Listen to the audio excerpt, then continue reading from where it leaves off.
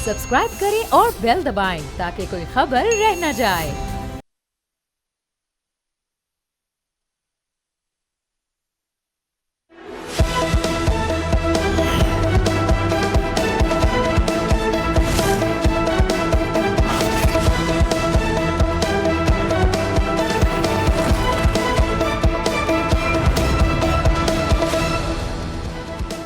अस्सलाम वालेकुम। प्रोग्राम में खुशामदीद। मैं हूं अफसा कोमल। ईरान और अमेरिका के दरमियान सीज़ फायर ख़त्म होने में अब ज़्यादा वक्त बाकी नहीं है, लेकिन क्या दोनों मुल्क जंग के बजाय संजीदा मुज़ाकरात करने के लिए अभी तैयार हैं? ये बात गैर वाज़े है, क्योंकि अमरीकी सदर ट्रंप के बयानात मामलात को मज़ीद उलझा रहे हैं और ऐसा नज़र आता है कि ईरानी क़यादत को भी मुज़ाकरात से फ़ासला इख्तियार करने पर सदर ट्रंप के बयानात मजबूर कर रहे हैं। ट्रंप एक तरफ अपना मुज़ाकराती वफ़्द पाकिस्तान भेज रहे हैं और इस ख्वाहिश का भी मुसलसल इजहार कर रहे हैं कि अगर कोई मुआहदा तय पा जाता है तो वो ईरानी क़यादत से मिलना चाहेंगे, लेकिन साथ ही एक बड़ा तज़हीक आमेज़ अंदाज भी इख्तियार कर रहे हैं और ईरान को धमकियाँ दे रहे हैं कि अगर डील ना की तो वो ईरान को बुरे तरीके से बर्बाद कर देंगे, बॉम्बिंग करेंगे और भी बहुत सारी धमकियाँ उनकी तरफ से सामने आ रही हैं। अमरीकी सदर की जो बयानबाजी है सिर्फ यही नहीं, ऐसे इकदामात भी हैं जिनको ईरान की तरफ से सीज़ फायर की खिलाफ वर्जी समझा जा रहा है।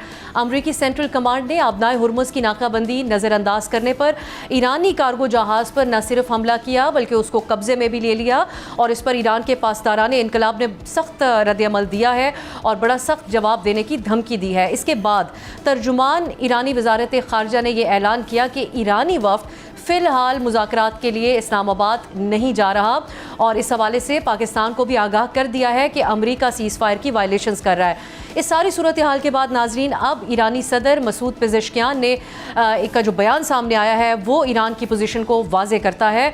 उन्होंने मुज़ाकरात के हवाले से उन्होंने कहा कि वादों की पासदारी बामानी बातचीत की पहली बुनियाद होती है।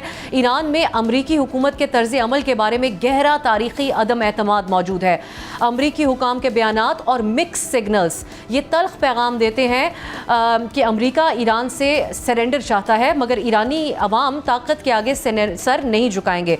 ये ईरानी सदर का ताज़ा बयान है। सारे सिलसिले के हवाले से अब इस सारी सूरत हाल में नाजरीन ये खबरें भी सामने आई हैं कि पाकिस्तान मुज़ाकरात के दूसरे दौर के रास्ते में मौजूद जो डेड लॉक है, जो ख़ासकर सदर ट्रंप का नेवल ब्लॉकेट का जो फ़ैसला है, इस तमाम मामले के सिलसिले में अमरीका को ये पैगाम दे रहा है कि वो इस नेवल ब्लॉकेट को, इस नाकाबंदी को ख़त्म करें ताकि मुज़ाकरात का बाकायदा रास्ता बन सके। ये कुछ अमरीकी मीडिया की खबरें थी, कितनी हकीकत है उसमें और पाकिस्तान की क्या कोशिशें हैं इस वक्त, इस पर भी बात होगी। और क्या सदर ट्रंप आबनाए हुर्मुज़ की नाकाबंदी को इस हवाले से ख़त्म करने पर गौर करेंगे कि मुज़ाकरात एक संजीदा शक्ल इख्तियार करे।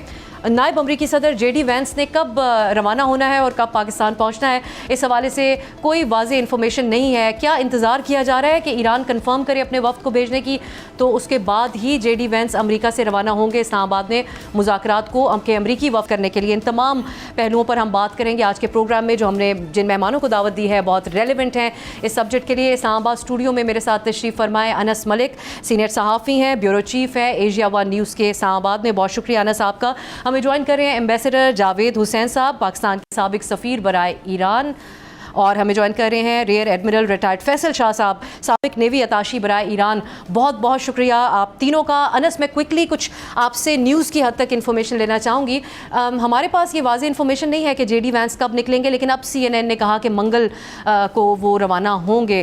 क्या इंतज़ार है अमरीका की तरफ भी, या कुछ स्केड्यूल अनाउंस होगा, या फिर किसी भी वक्त वो रवाना हो सकते हैं? कि ईरान कन्फर्म करे तो हम कोई कन्फर्म इत्तलात हमें अमरीका से भी आ सकती हैं? बहुत बहुत शुक्रिया आपसे for having on the show. मेरे ख्याल से ईरान की जानिब से कंफर्मेशन अब आ चुकी है और अब से कुछ देर कबल न्यूयॉर्क टाइम्स ने सीनियर ईरानी अहदेदार को साइट किया कि ईरानी वफ़द जो है वो इस्लामाबाद ट्रैवल करेगा मंगल के रोज़। और यही बात अल अरेबिया ने, जो अरबी न्यूज़ चैनल है, उसने भी साइट की और उसने ऐसा लिखा कि ईरानी मीडिया ने बैक ट्रैक किया है अपने क्लेम से और अब ईरानी मीडिया कह रहा है कि ईरानी वफ़द जो है वो मंगल को पाकिस्तान ट्रैवल करेगा। तो ये बात यहाँ पे क्लियर हो जाती है कि अमरीकी साइड किसी चीज़ का वेट नहीं कर रही थी। मेरे ख़्याल से टाइमिंग जो है वो बड़ी एक क्रूशल चीज़ थी इस पूरे मामले के अंदर।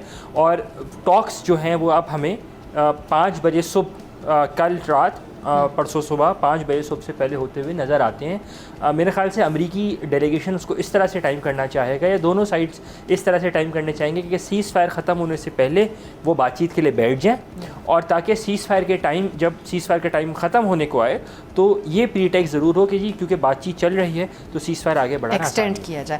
अनस, अब न्यूयॉर्क टाइम्स और अल अरेबिया का आपने हवाला दिया, क्या हमें इंतज़ार करना चाहिए ईरान के स्टेट मीडिया का इस हवाले से कोई ऐलान करने का, या फिर आप समझते हैं कि इसको आप अपनी नज़र में हतमी मेरे ख्याल से ये ऐलान जो है वो हतमी था, क्योंकि स्टेट मीडिया ने भी जो पोस्चरिंग की है वो एक हद तक, और वो फ़िलहाल जैसे आपने इंट्रोडक्शन में बताया, आज इस्माइल बगाई ने भी जो बयान दिया उन्होंने लफ्ज़ इस्तेमाल किया नो फर्दर टॉक्स येट, हाँ। और जिसको लिटरली ट्रांसलेट करेंगे लगवी मायने में कि अब फ़िलहाल बातचीत के लिए हम तैयार नहीं हैं। तो जो फ़िलहाल है वो बदल गया है, और मेरे ख़्याल से ये होना भी इसको इसी तरह पैन आउट होना था। मसला ये है वो naval blockade straight of Hormuz, अपना हॉर्मुज़ का मेरी अंडरस्टैंडिंग ये है कि वो पब्लिकली उसको एक्नॉलेज नहीं किया जाएगा कि वो ब्लॉकेट ख़त्म कर दी गई, लेकिन उसको प्राइवेटली ख़त्म कर दिया जाएगा, क्योंकि दोनों साइड्स पर स्टेक्स इतने हाई हैं कि अब जो भी साइड अगर अनाउंस करेगी और नहीं करेगी वो वीकर पॉइंट के ऊपर कंसिडर की जाएगी। एम्बेसडर जावेद हुसैन साहब, आपकी नज़र में ईरान की तरफ से एक वाज़ेह इनकार ही था, लेकिन येट का लफ्ज़ ज़रूर इस्तेमाल किया था, जैसा अनस कह रहे हैं अमरीकी वज़ारत ख़ारजा के तर्जुमान ने। सो ये एक पब्लिक पोस्चरिंग भी है ईरान की तरफ से, और सदर ट्रंप के जिन बयानात का हमने हवाला दिया वो भी मुश्किल में डाल रहे हैं ईरान की आवाम के सामने भी, जिसपे ईरानी सदर जिसका हवाला दे रहे हैं अपने इस ताज़ा बयान में, और उन ग्रुप्स के हवाले से भी जिनके बारे में इतलात थी कि ईरान के अंदर एक तकसीम पाई जाती है कि मुज़ाकरात में ईरान को बैठना चाहिए या नहीं।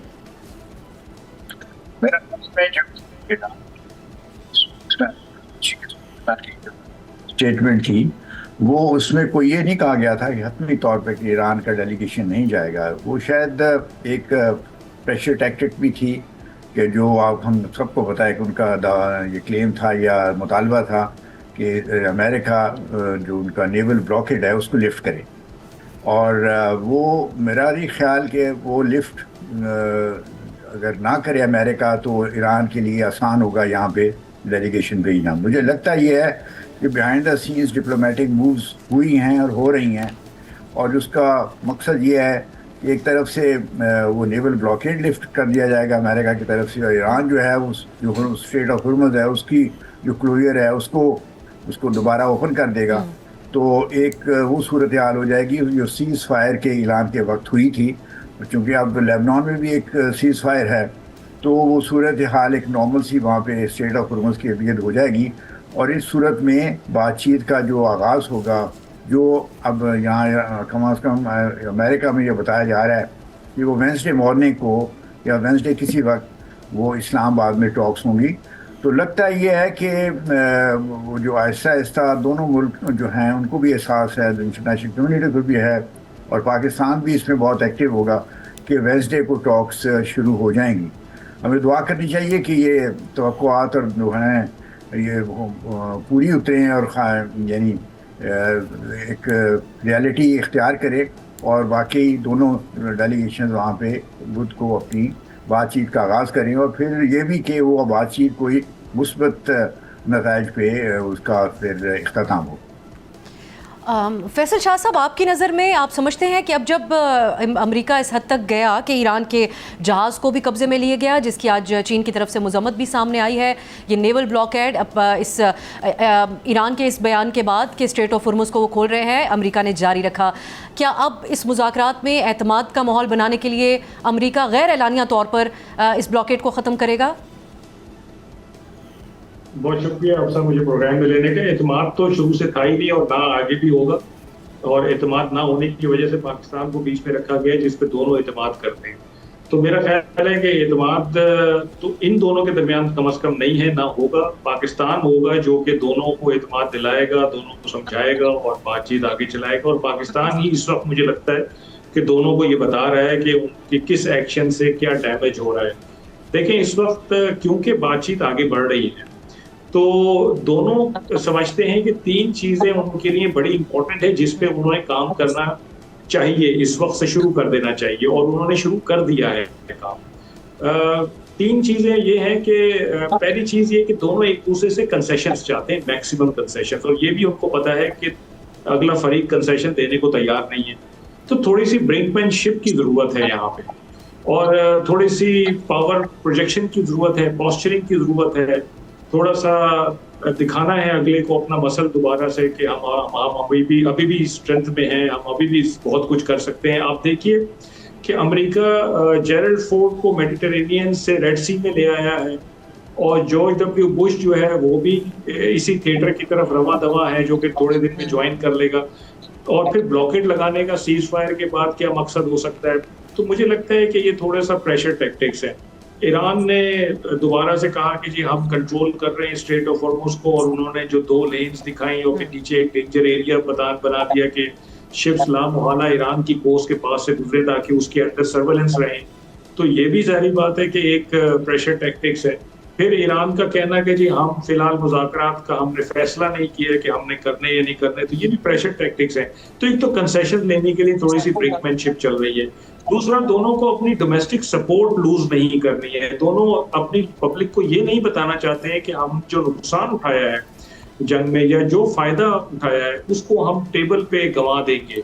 तो हम अपने अभी भी उसी पावर पोजीशन से जा रहे हैं, पोजीशन ऑफ स्ट्रेंथ से जा रहे हैं टेबल पे, और जाके हम अपने जो अहदाफ है उनको पूरा करेंगे। और तीसरी चीज ये कि जब भी कोई जंग खत्म होती है तो जो फरीकैन होते हैं वो एक नोशन ऑफ विक्ट्री क्राफ्ट करते हैं, वो पूरी दुनिया के लिए होता है, ताकि आने वाले वक्तों में ये याद रखा जाए कि जो जंग हुई थी फला जंग, उसमें जो फरीक थे उन्होंने क्या क्या किया था और कौन जीता था कौन आ रहा था। दोनों उस नोशन ऑफ विक्ट्री को भी क्राफ्ट करने में लगे हुए हैं, ताकि जब ये मुआहिदा हो जाए, सीज फायर परमानेंट हो जाए, जंगबंदी हो जाए, तो फिर ये वो notion of victory basically sell कर सके पूरी दुनिया को कि देखिए हमने ये किया। तो उसके लिए ये सारी चीजें, ये पावर प्रोजेक्शन, ये पावर टैक्टिक्स, प्रेशर टैक्टिक्स, ये सब कर रहे हैं वो। लेकिन मेरा ख्याल है कि बातचीत में पेशरफ्त हो रही है और होती रहेगी। और सबसे इम्पोर्टेंट चीज कि पाकिस्तान अगर इस प्रोसेस में शामिल है तो उम्मीद की किरण हमेशा रहेगी इसमें मुस्बत नताइज। ठीक है, एक आपकी भी इस बात पे एक ब्रेक की तरफ जाएंगे, फिर हम अनस मलिक से ब्रेक के बाद जानने के कि आज पाकिस्तान की तरफ से क्या आला सतही राब्ते हुए हैं। पाकिस्तान के वज़ीर ख़ारजा भी मुसलसल राब्ते करते रहे। ईरान और अमेरिका में ये इत्तलात हैं अमरीकी मीडिया के मुताबिक कि पाकिस्तान की तरफ से आला सतही राब्ते किए गए हैं ताकि मुज़ाकरात में कुछ संजीदा पेशरफ्त हो सके। इस पर बात होगी एक शॉर्ट ब्रेक के बाद।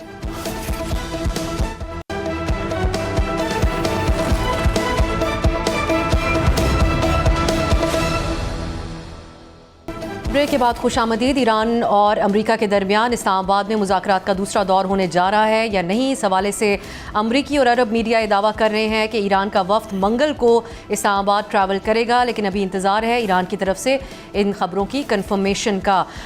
अनस, इसके हवाले से इसके अलावा ये भी बात हो रही थी आज के पाकिस्तान की तरफ से राब्ते किए गए हैं ईरान और अमरीका में। इसहाक डार साहब ने 24 घंटे में 2 बार ईरानी वज़ीर ख़ारजा अब्बास अराग़ची से रब्ता किया, और अमरीकी मीडिया ये भी दावा कर रहा था कि पाकिस्तान के फील्ड मार्शल ने भी सदर ट्रंप से बात की है, और इसी पे बात हुई कि कॉन्फिडेंस बिल्डिंग मेजर के तौर पे उनकी ये एडवाइस थी कि नेवल ब्लॉकेट को ख़त्म किया जाए। आपके पास क्या इत्तलात हैं आज पाकिस्तान की कोशिशों के हवाले से? देखें, राब्ते तो कॉन्स्टेंटली चल रहे हैं, राब्ते डिफरेंट सतह के ऊपर, चाहे वो सिविलियन गवर्नमेंट सतह के ऊपर, चाहे वो इंटेलिजेंस सतह के ऊपर, चाहे वो मिलिट्री सतह के ऊपर, ये लेयर्ड राब्ते हैं। जहाँ तक बात आपने की फील्ड मार्शल के आज के राब्ते की, मेरी इत्तला के मुताबिक आज कोई राब्ता नहीं हुआ है।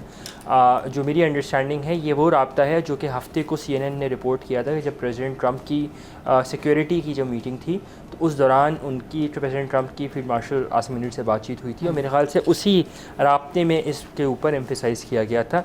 और फिर क्योंकि बैक चैनल नेगोशिएशंस, क्योंकि एज ए सेड ये टीयर्ड नेगोशिएशंस हैं, हर वक्त प्रेसिडेंट ट्रंप के साथ JD वैंस के साथ लाइंस ऑन नहीं होती, वर्किंग लेवल्स के ऊपर ऑन होती हैं, तो उसके ऊपर ये कन्वे किया गया है। आज जैसा आपने बताया कि वज़ीर ख़ारजा इसहाक डार ने सैयद अब्बास अराग़ची जो ईरानी वज़ीर ख़ारजा हैं उनसे 20 घंटे में दूसरी मरतबा बात की, और मेरी अंडरस्टैंडिंग यही है कि ईरानी साइड का जो स्टेटमेंट था उसमें सीज़ फायर के मुतालिक बात लाइन एडेड थी। तो मेरे ख़्याल से किसी भी पॉइंट के ऊपर या किसी सतह के ऊपर ईरान ने अपने आने या ना आने से मुताल्लिक, गालिब इम्कान यही है कि आने से मुताल्लिक उसको इन्फॉर्म किया है कि जी हम आना चाहते हैं। एंटोनियो कोस्टा जो कि प्रेसिडेंट ऑफ EU काउंसिल हैं, यूरोपियन काउंसिल के जो प्रेसिडेंट हैं, उन्होंने वज़ीर आज़म शहबाज शरीफ को आज फ़ोन किया, जो कि एक बहुत रेयर फ़ोन था। हाल ही में हमने देखा कि EU ने भारत के साथ एक FTA साइन किया था जनवरी में, 26 जनवरी को, और उसके बाद 27 जनवरी को, और उसके बाद मामलात पाकिस्तान EU रिलेशंस के स्टडी कहने को थे, लेकिन वैसे हमें बज़ाहिर कोई वार्मथ नज़र नहीं आती थी। तो उनका रीच आउट करना, काया कलास जो EU की हाई रिप्रेजेंटेटिव हैं, वाइस प्रेसिडेंट भी हैं, उन्होंने मेरे ख्याल से 8 के करीब अब तक टेलीफोन कॉल्स कर चुके हैं। उसके मुस्तकिल राब्ते रहे हैं। बिल्कुल, तो वो ये एक इंडिकेटर है कि क्योंकि पाकिस्तान का जो रोल है, जस्ट कोई कमेंट, पाकिस्तान का इस वक्त जो रोल है अमेरिका और ईरान के दरमियान, वो रोल है जो कि 2013 में जब JCPOA नेगोशिएट हो रहा था तो ये रोल EU अदा कर रहा था एज अ मीडिएटर, फैसिलिटेटर। तो पाकिस्तान के पास काफ़ी कुछ उनसे सीखने को है या उनसे अडॉप्ट करने को है उनके एक्सपीरियंस में, क्योंकि 2 साल तक JCPOA नेगोशिएट हुआ था। एम्बेसडर जावेद साहब, अब आप, एक तो पाकिस्तान की तरफ से जो कोशिशें हैं, एक किरदार तो पाकिस्तान बड़ा मोहतात अंदाज में अदा कर रहा है, लेकिन ये कितना मुश्किल होता जा रहा है जो ईरान पोजीशन ले रहा है और जो सदर के ट्रंप के बयानात मजीद भड़का रहे हैं सूरत हाल को। इसके साथ साथ जो पहले यहाँ पर बात हो रही थी, फैसल साहब जैसे बात कर रहे थे कि दोनों साइड की तरफ से पॉस्चरिंग तो है, लेकिन ऐसी क्या मुआहिदा या डील हो सकती है जिसको सदर ट्रंप अपनी फतह के तौर पर कह सकें, कैप्चर मोमेंट जो माजी के सदूर को मिलती रही है सद्दाम हुसैन के हवाले से ऐलानात की शक्ल में, या उसामा बिन लादेन के खिलाफ ऑपरेशन की शक्ल में अमरीकी सदूर ने जो ऐलानात किए, ट्रंप ऐलान तो ऐसा ही कुछ करना चाह रहे हैं, लेकिन इस तरीके का कोई मुआहिदा आपको नजर आता है कि हो सकता है? जी देखें, जहाँ तक मुज़ाकरात के शुरू होने का ताल्लुक है तो वो तो बात बिल्कुल दुरुस्त है कि ट्रंप साहब के जो जारहाना बयानात हैं उससे वो मुश्किलात में इजाफा होता है, और वो अब होपफुली वो थोड़ा बहुत उससे कुछ गुरेज करेंगे तो मुज़ाकरात शुरू हो सकेंगे तो बुध के दिन। और अगर बुध को शुरू होते हैं तो हमें ज़ेर गौर ये रहना चाहिए बात कि 3-4 चीज़ें हैं जो मेन इश्यूज़ हैं। एक तो है मुस्तकिल जंग बंदी, वो ईरान को ये उनका एक बहुत बड़ा मुतालबा है कि जब भी हम मुज़ाकरात कर रहे होते हैं तो उसके दरमियान में फिर अमेरिका हमारे ऊपर अटैक कर देता है, और 2 दफ़ा ही उनके साथ हो चुका है। तो वो ऐसी जंग बंदी चाहते हैं जो मुस्तकिल हो और एक सेटलमेंट का नतीजा हो उसके। दूसरा जो है, जो बहुत बड़ा इशू है, वो है यूरेनियम एनरिचमेंट का इशू। ईरान किसी सूरत में जो न्यूक्लियर नॉन प्रोलिफरेशन ट्रीटी में उसका जो हक है कि यूरेनियम एनरिचमेंट को वो पीसफुल पर्पसेस के लिए कर सके, उससे दस्तबरदार नहीं होगा। और ये ईरानी प्रेसिडेंट ने कल मेरे ख्याल में दोबारा एक स्टेटमेंट में इस पोजीशन को दोहराया भी है। तो वो एक ही। दूसरा तरफ ये है कि ट्रंप साहब का दावा है कि उन्होंने आज फिर उनको बताया किसी कॉरेस्पॉन्डेंट को कि हमारी जो हतमी डिमांड वो ये है कि ईरान की सूरत में न्यूक्लियर वेपन ना बनाए, और ये जो मुतालबा ऐसा है जो दोनों उसके ऊपर काम कर सकते हैं। इसलिए कि ईरान का भी पोजीशन ये है कि वो न्यूक्लियर वेपन बनाना नहीं चाहते। उनके तो जो सुप्रीम लीडर इसराबर थे अली खामेनेई साहब, उन्होंने एक फतवा दिया हुआ है कि जो न्यूक्लियर वेपन है ये अन इस्लामिक है। तो उन्होंने और फिर न्यूक्लियर नॉन प्रोलिफरेशन ट्रीटी में भी उन्होंने पोजीशन ली हुई है कि वो न्यूक्लियर वेपन नहीं बनाएंगे। इसलिए ये एक ऐसी चीज़ है जिसके ऊपर दोनों ममालिक का इत्तफाक है। अब सवाल सिर्फ यह है कि इसकी मोडेलिटी तय करनी है और यूरेनियम एनरिचमेंट के ऊपर ऐसी कोई रिस्ट्रिक्शन लगानी होंगी जो अमेरिका के लिए एक्सेप्टेबल भी हों और ईरान के लिए भी हों। और ये चीज़ 2015 के जो JCPOA है उसमें भी इस चीज़ को कवर किया गया था। अब ये अलग बात है कि ट्रंप साहब ने आके उस एग्रीमेंट से विड्रॉ अपने आप को कर लिया। अब जो कहा जा रहा है वो ये है कि अमेरिका का मुतालबा ही है कि यूरेनियम एनरिचमेंट से ईरान 20 साल के लिए दस्तबरदार हो जाए, और उसके बाद भी अगर करे तो वो 3.76 जो लिमिट है यूरेनियम एनरिचमेंट की उतना उसी हद के अंदर है। जबकि जो ईरान ने शायद ऑफर किया है वो है कि 5 साल तक वो इस एक्टिविटी से दस्तबरदार होगा, उससे ज़्यादा आगे नहीं। और मेरा ख्याल में ये ऐसी चीज़ है जिसके ऊपर शायद कहीं दरमियान में 10-12 साल के ऊपर दोनों ममालिक में इत्तफाक हो जाए। लेकिन जो 440 ग्राम हाईली एनरिच्ड यूरेनियम, जो 60% यूरेनियम एनरिचमेंट है जिसकी, वो जो ईरान के पास है उसको, अब ये बहुत बड़ा एक सवाल ईरान अमेरिका की तरफ से है। वो चाहते हैं कि ये ईरान के पास ना रहे और ये किसी तीसरे मुल्क को या अमेरिका को दे दिया जाए या किसी और मुल्क को, ताकि उसके बदले में ईरान को उतना ही नेचुरल जो यूरेनियम होता है U-238 वो दे दिया जाए। तो इस तरह से ताकि कोई ये पॉसिबिलिटी नहीं रहे कि ईरान दोबारा इस स्टॉक पाइल को जो उनके पास है इसको न्यूक्लियर वेपन बनाने के लिए इस्तेमाल कर सके। ये भी एक ऐसी चीज़ है जिसमें हल निकाला जा सकता है। 2015 में भी ईरान के पास एनरिच यूरेनियम जो था वो उसको उस एग्रीमेंट के तहत ईरान ने रशिया को भेजा था और रशिया ने उसके बदले में वो उनको नेचुरल यूरेनियम दिया था। तो ये ऐसी चीज़ नहीं है जिसका हल ना निकाला जा सके। सबसे बड़ी जो तीसरी चीज़ है वो ये ट्रस्ट डेफिसिट जो दोनों वाले के दरमियान में है। बार बार ईरान के ऊपर जो अमेरिका ने हमले किए हैं अपनी कमिटमेंट से, उन्होंने वो यानी 2018 में भी उन्होंने कमिटमेंट से एग्रीमेंट से विड्रॉ किया, उसके बाद भी उन्होंने ईरान को मुज़ाकरात में लगा के उनके हमले किए। तो ये एक ट्रस्ट डेफिसिट है जो साफ ज़ाहिर है उसके ऊपर दोनों वाले को काम करना पड़ेगा, एक दूसरे को एश्योरेंसेस देनी पड़ेंगी। और हो सकता है जो एग्रीमेंट फाइनली अगर वो एग्रीमेंट वर्कआउट हो जाए तो शायद दुनिया के बड़े ममालिक को उसको गारंटी या उसको काउंटर साइन करना पड़े, सो दैट उसकी एक सेक्यूरिटी और लेजिटिमेसी और भी बढ़ जाए, या फिर वो यूएन सिक्योरिटी काउंसिल में उसको एग्रीमेंट ले जाके उसको वहाँ से एंडोर्स भी करवाया जा सकता है। इस तरह से उस एग्रीमेंट की जो एक पोजीशन है वो इतनी स्ट्रांग हो जाएगी कि अमेरिका के लिए या किसी और मुल्क के लिए उसको वायलेट करना वो बहुत मुश्किल होगा। फिर जो एक और चीज़ है वो है स्टेट ऑफ होर्मुज़। ये स्टेट ऑफ होर्मुज़ की फ्यूचर मैनेजमेंट क्या होगी। ईरान का मुतालबा ये है कि अब आइंदा जो है वो उस तरह से नहीं होगा कि जैसे पहले हो रहा था कि बिल्कुल जहाज़ आ जा रहे हैं, उनका उसके ऊपर कंट्रोल होना चाहिए और उनको टोल क्लेम करने की भी इजाज़त होनी चाहिए। ये एक ऐसी चीज़ है जिसके लिए हो सकता है एक सेपरेट यानी ये कोई निकालना पड़े तरीक़ाकार कि जिसमें ईरान अमेरिका के अलावा दुनिया के दूसरे ममालिक रीजनल कंट्रीज़ हैं उनको भी इन्वॉल्व किया जाए और ऐसी कोई कंट्रोल रिजीम वज़ा की जाए जो इंटरनेशनल लॉ के मुताबिक भी हो और जिसमें इंटरेस्ट ईरान के भी और रीजनल कंट्रीज़ के भी सेफ गार्ड हों। और फिर जो मैं जावेद साहब माजरत आप आप मुकम्मल कर लें। फाइनल मैं वो कहना चाह रहा हूँ कि एक जो हमारे ईरान की डिमांड है कि ये जो अमेरिका और इसराइल उन पर हमले कर दिए हैं, तो उन्होंने अभी रिसेंटली एक फिगर दिया है कि $270 बिलियन का उनका नुकसान हुआ है। उन्होंने कहा कि ये टेंटेटिव एस्टीमेट है, ये ज़्यादा आगे बढ़ेगा and they want reparations for this damage.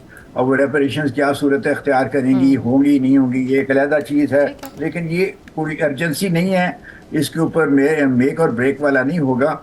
अलबत्ता जो lifting of American sanctions on Iran है वो उस एग्रीमेंट का एक ज़रूरी हिस्सा होगा। अगर यूरेनियम एनरिचमेंट पे हो जाता है तो फिर अमेरिका को भी ईरान के ऊपर जो सैंक्शंस हैं वो उठानी हो। ये तमाम अहम इसके पहलू हैं जिसकी आपने बात की। मिस्टर जावेद साहब, पहले तो फैसल साहब मैं इस पे आप पॉइंट बाय पॉइंट आपसे बात करूंगी। बुनियादी नुक्तों के ऊपर भी तो हमें बहुत ज़्यादा डिफरेंस नज़र आता है, जिसकी वजह से ये खदशा जाहिर किया जाता है कि इतने कम वक्त में न्यूक्लियर के हवाले से कोई एग्रीमेंट हो सकता है नहीं, क्योंकि माजी में जैसे जावेद साहब हवाला दे रहे थे उसमें वक्त भी तो काफ़ी लगा था, एक बैक एंड फोर्थ हुई थी और फिर किसी एग्रीमेंट पर पहुंचे थे जो ओबामा के वक्त डील हुई थी। आपकी नज़र में अब जब ईरान के नायब वज़ीर ख़ारजा की तरफ से ये वाज़े किया जाता है, ख़तीबज़ादे साहब वो ये कहते हैं कि इट्स अ नॉन स्टार्टर, कोई भी डील इस बुनियाद पर नहीं हो सकती, हम किसी सूरत भी यूरेनियम जो अफजूदा यूरेनियम है वो हवाले नहीं करेंगे। सदर ट्रंप आज भी ये कह रहे हैं कि ईरान के never have a nuclear weapon, यानी वो इस किस्म का कोई मुआहदा चाह रहे हैं जो ताहयात हो। क्या दुनिया की तारीख इस हवाले से ऐसी कोई एग्जाम्पल्स मौजूद हैं कि जहाँ ताहयात किस्म के मुआहदे किए जाएँ? सेकेंडली, आप समझते हैं कि इस तमाम इख्तिलाफ राय के दरमियान मौजूद है एक बीच का रास्ता निकल सकता है न्यूक्लियर प्रोग्राम के हवाले से डील का? देखिए, अब सब दो चीज़ें बड़ी इंपॉर्टेंट हैं समझने की। जो दोनों का जो मूड है बातचीत का, उसमें जो फ़र्क आ रहा है, जो गैप आ रहा है, उसको समझने की बड़ी ज़रूरत है। पहली चीज़ ये कि ईरान की डिमांड्स को अगर आप एनालाइज करें तो वो डिमांड्स किसी न किसी इंटरनेशनल फ्रेमवर्क के अंडर फॉल करती है। यानी या वो यूएन चार्टर है, या एनपीटी है, या UN convention on law of the sea है, किसी न किसी चार्टर के तहत, किसी न किसी रूल्स के तहत, फ्रेमवर्क के तहत वो उसमें वो फॉल करती है। तो ईरान बेसिकली चाहता है कि हम कोई ऐसी डील करें जो कि किसी न किसी, जिसको प्रोटेक्शन हासिल हो किसी इंटरनेशनल फ्रेमवर्क की। और दूसरी चीज जो ईरान चाहता है, वो कहता है कि एक लॉन्ग टर्म प्लान होना चाहिए, एक लॉन्ग टर्म डील होनी चाहिए। ये नहीं होना चाहिए कि आप अभी तो इस जंग को ख़त्म कर दें, हमारे साथ एक डील कर लें JCPOA की तरह, और 3 साल बाद उसको आप स्कॉश कर दें और उसके बाद आप दोबारा इसमें शामिल हो जाएं।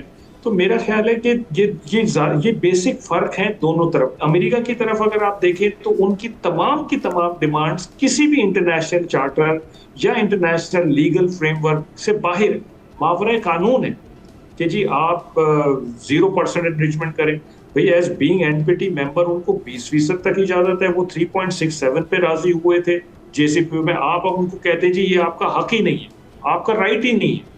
अच्छा जी, वो कहते हैं बैलिस्टिक मिसाइल्स की अपनी रेंज कम कर दें आप। भाई वो उनके डिफेंस से रिलेटेड है, आप उनको कैसे कह सकते हैं कि आप ये लिमिट कर दें कि जी क्योंकि हमें या इजराइल को खतरा है इससे। आप कहते हैं जी उनकी रिजीम हमें पसंद नहीं है, रिजीम चेंज कर दें आप कहते हैं जी स्ट्रेट ऑफ हॉर्मुज पे आपका कोई कंट्रोल नहीं है, आप इसको छोड़ दें। तो अमेरिका की सारी demands beyond any international legal authority है। और अगर अमेरिका की डिमांड्स मनोन ईरान आज मान लेता है तो कल को अमेरिका यही डिमांड्स लेके या इसी तरह की डिमांड्स लेके एक फॉल्स नैरेटिव लेके किसी भी मुल्क पे एग्रेशन कर सकता है और कह सकता है कि भाई मुझे आपकी लीडरशिप पसंद नहीं है, चेंज करें इसको। आप अपने बैलिस्टिक मिसाइल्स की रेंज वो लिमिट करें क्योंकि मैंने ईरान में ये करवाया था। तो देखिए ईरान अगर एक तहम्मुल के साथ इसको लेके चल रहा है प्रोसेस को, तो एक तो वो लॉन्ग टर्म कोई अचीवमेंट करना चाहता है कि एक देर पा कोई मुआहिदा हो जिसमें दोबारा कोई इस किस्म की चीज ना हो कि ईरान के ऊपर वो जो 47 साल से तलवार लटकी थी वो दोबारा लटकनी शुरू हो जाए। और दूसरा वो कहता है कि किसी इंटरनेशनल चार्टर के तहत तो करो ना।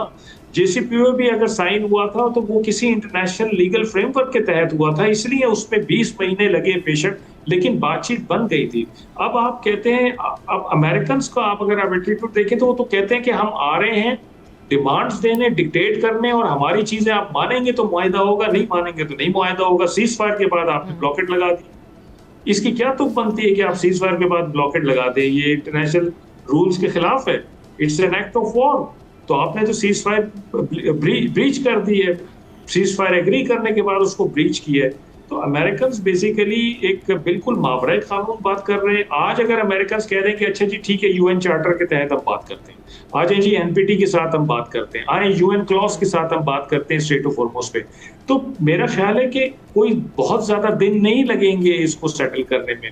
लेकिन जब तक इस तरह के दो बिल्कुल ऑपोजिट किस्म के स्टांसेस रहेंगे तो मेरे ख्याल में रिफ्ट रहेगी, और इसको खत्म करने के लिए पाकिस्तान को बहुत ज्यादा काम करना पड़ेगा। पाकिस्तान को दोनों को एक मिडिल ग्राउंड पे लाना पड़ेगा। और मेरा ख्याल है कि पाकिस्तान की भी ये कोशिश होगी कि बहुत जल्दी का उजलत का एग्रीमेंट नहीं होना चाहिए। एग्रीमेंट में टाइम बेशक लग जाए, सीज फायर एक्सटेंड हो जाए, लेकिन एक ऐसा एग्रीमेंट होना चाहिए जिसको इंटरनेशनल गारंटी हासिल हो, और इंटरनेशनल गारंटी इंटरनेशनल सिस्टम्स के थ्रू ही हासिल हो सकती है। कोई मुमालिक इंडिविजुअली नहीं दे सकते किसी की गारंटी। तो मेरा ख्याल है कि ये एक बेसिक दो फ्लॉज हैं जो कि दोनों का जो डिफरेंस, फ्लॉज नहीं मैं कहूँगा लेकिन डिफरेंस ऑफ ओपिनियन है दोनों तरफ, जिसको मेरे ख्याल है गैप को ब्रिज करने की जरूरत है। ठीक है, अब एक ब्रेक की तरफ जाते हैं, वापस आके इसी बात को कोई आगे बढ़ाएंगे कि अब अगर मुआहिदा होता है या नहीं, लेकिन अगर सीज फायर एक्सटेंड हो जाता है तो क्या इसी को वक्ती कामयाबी तस्वुर किया जाए, या सदर ट्रंप चाहेंगे कि हर हाल में इस वक्त उनको भी एक मुआहिदा मिले जिसको वो अपने अमरीकी अवाम के सामने भी अपनी एक फतह के तौर पर पेश कर सके। एक शॉर्ट ब्रेक की तरफ जाते हैं और इसी पर बात होगी।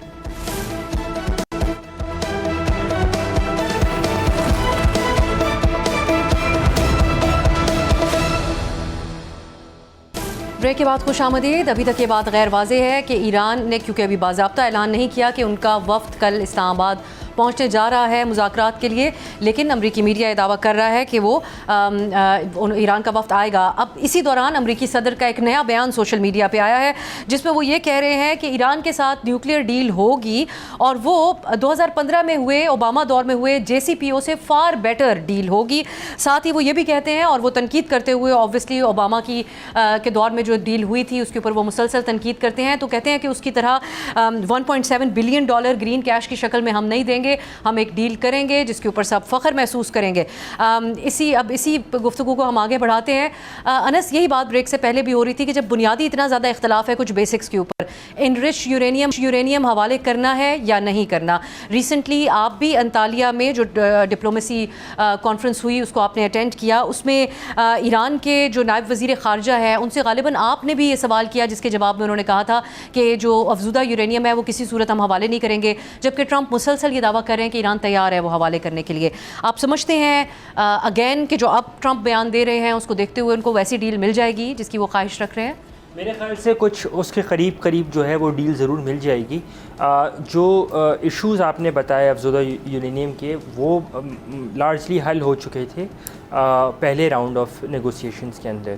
रात 3:10 तक ये मामला इतने स्टेडी थे कि ऐसा लग रहा था कि आज ही डील करके ये लोग उठ जाएंगे, और उसी का एक कंटिन्यूटी प्रेसिडेंट ट्रंप का वो स्टेटमेंट था कि उनकी दोस्तियाँ जेडी वैंस और नेगोशिएटर्स की इतनी अच्छी हो गई थी तो उनको समझ नहीं आ रहा था। लेकिन उसके साथ साथ मेरे ख़्याल से मैं 2 रोज़ पहले मौजूद था अदालिया में, और वहाँ पे पाकिस्तान के वज़ीर ख़ारजा और डिप्टी वज़ीर आज़म सेनेटर इसहाक़ डार ने एक बड़ा डिफरेंट बयान दिया। एक उनके सेशन के अंदर उन्होंने कहा कि पाकिस्तान समझता है कि 80% तक मसाइल हल हो चुके हैं। ये बड़ा एक पर्टिकुलर बयान है, और 20% के लिए दोनों पार्टीज़ को, दोनों फरीक़ैन को लचक दिखाने की ज़रूरत है। वो यहाँ पे नहीं रुके, उन्होंने ये कहा कि 3 चीज़ों को उन्होंने नाम लिया। उन्होंने कहा ये मसाइल हल हो चुके थे। उन्होंने कहा कि सैंक्शंस का मसला सॉर्ट हो चुका था। उन्होंने कहा कि स्ट्रेट ऑफ हॉर्मूज़ का जो मसला था वो सॉर्ट हो चुका था, और उन्होंने कहा एसेट्स फ्रीज़ का जो मामला था ये सॉर्ट हो चुका था। ये मैं नहीं कह रहा, ये पाकिस्तान के वज़ीर ख़ारजा जो उस रूम में मौजूद थे, और उन्होंने फिर ये बात कही कि दोनों फरीक़ैन ने इस बारे में बातचीत पर आमादगी इसलिए ज़ाहिर की कि अगर पाकिस्तान इस पूरी बातचीत का हिस्सा होगा तो मेरे ख़्याल से जो एनरिच्ड यूरेनियम वाला मसला है वो इतना बड़ा कहते हैं नॉन स्टार्टर। पब्लिक पॉस्चरिंग अपनी जगह, प्राइवेटली, लेकिन जैसे जावेद साहब बात कर रहे थे, मेरे ख्याल से एक ट्रेड ऑफ आएगा, 15 साल तक अग्री हो जाएगा, जहाँ पे ईरान को अब सिर्फ मेडिकल रिसर्च फैसिलिटीज़ के लिए ही यूरेनियम इनरिच करने की इजाज़त होगी। जो 60% यूरेनियम ऑलरेडी इनरिच है, हाईली इनरिच है। मेरे ख़्याल से जहाँ पे ईरान 2003 से कहता आ रहा है कि वो बम बनाना नहीं चाहता, लेकिन उसके कॉल और फेयर में तज़ाद रहा है, हमने देखा है। और यही दूसरी साइड पे जो अमेरिकन डिमांड भी है वो अनरियलिस्टिक है। अमेरिकन डिमांड ये है कि कोई भी आप 0% एनरिचमेंट के ऊपर चले जाएंगे, हालांकि इंटरनेशनल लॉ और IAEA सेफ गार्ड्स 3.4% अलाउ करती है, और JCPOA के अंदर 3.67% उनको अलाउ किया गया था। तो बीच का एक रास्ता ज़रूर निकाला जाएगा। अब आखिर में मिस्टर जावेद साहब, आप समझते हैं कि ये जो ट्वीट जिसका मैंने हवाला दिया, सदर ट्रंप का ये ताज़ा बयान है, उसमें उन्होंने नेवल ब्लॉकेड के हवाले से कोई जिक्र नहीं किया। बड़ी कोशिशें आज रही हैं कि इस हवाले से वो कोई ऐलान करें तो हमें एक उसके बाद उम्मीद की एक लहर नज़र आती मुज़ाकरात के सिलसिले में। अब अगर सीज़ फायर एक्सटेंड हो जाता है तो यही वक्ती तौर पे बड़ी कामयाबी होगी। न्यूक्लियर के हवाले से कोई मुआहिदा होना वो एक उसके बाद की बात होगी। मेरा ख्याल में तो उसमें शुरू होने के लगभग या उससे पहले सीज़ फायर को एक्सटेंड करने के बारे में भी शायद कोई बात की जाए, लेकिन उससे भी ज़्यादा जो मेरा ख्याल में काम किया जाएगा वो ये है कि स्ट्रेट ऑफ हॉर्मज़ को दोनों वाले एक अलग-अलग बयान इशू करेंगे, या पाकिस्तान इशू कर देगा कि पाकिस्तान ने दोनों पार्टी से बात की है और दोनों पार्टीज एग्री कर गई हैं कि स्ट्रेट ऑफ हॉर्मज़ को ओपन कर दिया जाए, जिस तरह से 28 फरवरी से पहले हालत थी, temporarily till the further negotiation. और अमेरिका जो है उसने एग्री कर लिया अपना नेवल जो ब्लॉकेड है उसको लिफ्ट करने का। तो इस तरह से कोई वो नहीं होगा कौन पीछे करेगा कौन आगे करेगा, और स्टेटमेंट पाकिस्तान की तरफ से इशू हो सकती है after both the side agree to it. ये मेरा अंदाज़ा है, और इससे एक फ़िज़ा को बेहतर बनाने में मदद मिलेगी, और ईरान की डिमांड भी पूरी हो जाएगी कि नेवल ब्लॉकेड लिफ्ट हो जाए। कंट्रीज़ हैं मेरे जो ईरान है वो भी स्ट्रेट ऑफ हॉर्मज़ को क्लोज़ ना करे, और इन हालात में फिर दूसरे मामलात पे आगे बढ़ने में ज़्यादा आसानी होगी। और यूरेनियम एनरिचमेंट का कोई मसला ऐसा नहीं है जो वो इसको हल ना किया जा सके, इसको एक दफ़ा पहले हल किया जा चुका था, और उन्हीं लाइंस पे वो थोड़े रद्द-बदल के साथ वो दोबारा उसको किया जा सकता है। रद्द-बदल मैं इसलिए कह रहा हूँ ताकि ट्रंप साहब अपने पब्लिक को, अपने अवाम को ये बता सकें कि उन्होंने जो इतना हमले किए हैं तो उससे उन्होंने कुछ ऐसे नताइज हासिल किए हैं जो पहले JCPOA में नहीं थे। तो ये चीज़ें हैं जो मेरा ख्याल में, और कुछ ये अगर इमीडिएटली ये चीज़ें हो जाएं extension of ठीक ceasefire, है। lifting of naval blockade on Strait of Hormuz and opening it, जी। और यूरेनियम enrichment, तो बाकी चीज़ें जो हैं लिफ्टिंग जी ऑफ उसके बाद भी एम्बेसडर, सॉरी मेरे पास वक्त खत्म हुआ, तो आपकी ये जो बात है इसी करूँगी। बहुत बहुत शुक्रिया एम्बेसडर जावेद हुसैन साहब, अनस मलिक साहब और फैसल शाह साहब ने भी हमें ज्वाइन किया। नाज़रीन, अब हमें देखना होगा कि मुस्तकिल अमन की तरफ मामलात अगर जाने हैं तो क्या या फिर ये इख्तलाफात ही बीच में मौजूद रहेंगे। दोनों तरफ से वफूद जब इस्लामाबाद पहुँचेंगे तो उसके बाद ही इस हवाले से वाज़े तौर पर कुछ कहा जा सकेगा, इसलिए अगले चंद घंटे बहुत अहम होंगे। आज के लिए इजाज़त दीजिए, खुदा हाफिज़।